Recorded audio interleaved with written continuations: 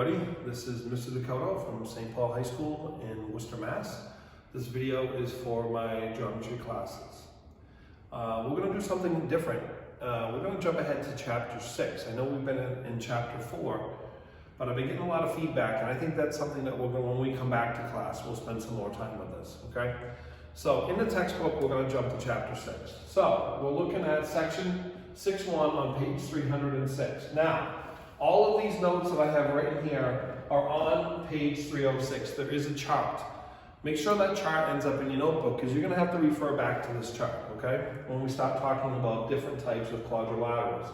Now, a quadrilateral is a four-sided, it's a closed plane geometric figure. Remember being a closed plane figure that if it was going to hold water, all the sides should be touching, okay? So, a parallelogram is a four-sided figure where the opposite sides are parallel.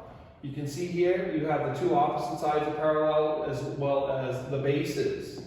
A rhombus is a parallelogram. So again, the opposite sides are parallel, but has four congruent sides.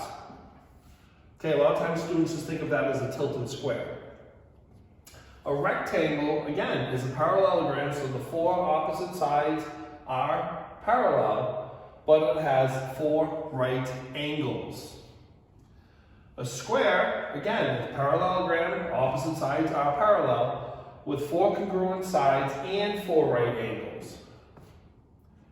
A kite is a quadrilateral with two pairs of adjacent sides congruent, and none of the pairs of the opposite sides are congruent. So you can see here that these two sides that are adjacent are congruent, okay? The opposite sides are not congruent. Then we have a trapezoid. That is a quadrilateral with one pair of parallel sides. So what happens is the two bases here are parallel, and then you have your sides or your legs. If we look up over here, we have an isosceles trapezoid, which has your two bases as parallel, but then you have the two sides that are congruent, like an isosceles triangle. So what happens here is that you have, if this is, let's say that this is 80 degrees, that means this has to be 80 degrees. And since these lines are parallel, these are same side interior angles. That means this is 100 and this is 100, okay? And don't forget that quadrilaterals, the sum of the interior angles, if we go back to what we learned in chapter 3, the formula n minus 2 times 180, 4 minus 2 is 2, 2 times 180. Any of these quadrilaterals, the sum of the interior angles, is equal to 360 degrees.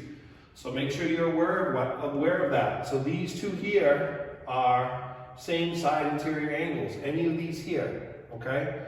So be aware of that. The kite is a little bit different, okay? On page 307, there's a flow chart. Make sure you copy that into your notes, okay?